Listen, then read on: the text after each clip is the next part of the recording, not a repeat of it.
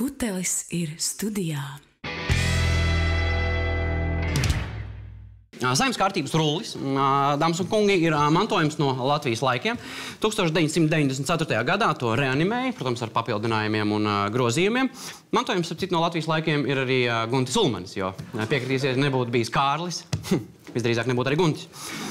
Jebkurā gadījumā saeimas kārtības rullis, lūk, šeit viņš ir man rokās, tas ir gan nopietnas dokuments, kas regulē saeimas darbību, kā deputāti strādā, ko viņi var darīt, ko viņi nevar darīt, kādā secībā vai kādā kārtībā viņiem kas ir jādara. Tā viņš dzīvē izskatās, un kā jūs labi varat arī paši redzēt, daudz pēc ruļļa tas neizskatās, vairāk uz tāda bukleta velka. Ir, starp citu, deputāti saimā, kas šo kārtības rulli diezgan labi ievēro, bet ir arī daļa, kas atturās. Un par šo iespēju atturēties arī ir mūsu šī vakara stāsts. Piemēram, kārtības ruļļa pielikums, ētikas kodeks, kas ir pievienots 2006. gadā klāt rullim, tiek ignorēts diezgan nopietni, ja, un tā ir tāda īsta atturībnieku paradīze. Tātad, kas ir rakstīts ētikas kodeksā? Deputāts publiskos izteikumos izvairās no vārdiem, žestiem un citādas rīcības, kas var būt aizskaroša, kā arī nelieto apvainojošus vai ar saeimas cieņu nesavienojumus izteicienus, tā tālāk un tā joprojām. Paskatāmies šo.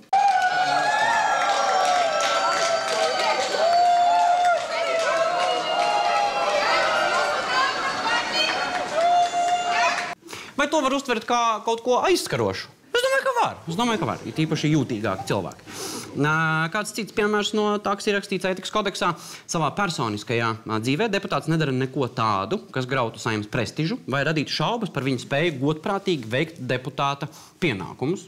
Šis tad diezgan mainām vieta, jo ko tad daudz graut? Jo, kā liecina viena no jaunākajām SKDS aptaujām, 74% Latvijas iedzīvotāji neuzticās saimai. Daudz te vairs nav ko sagraut tādā ziņā. Uz šo punktu var pilnīgi mierīgi atslāpt. Vēl kāda lieta, deputāts atturas no pašmērķīgas izrādīšanās saimas tribīnē. Bondara kungs. Tagad par kurpi. Šī kurpe tiks iedota jaunam zemessargam kopā ar ekipējumu. Kopā ar šo zābaku arī. Redziet, šo zābaku un šo kurpi. Ja? Redziet, ja?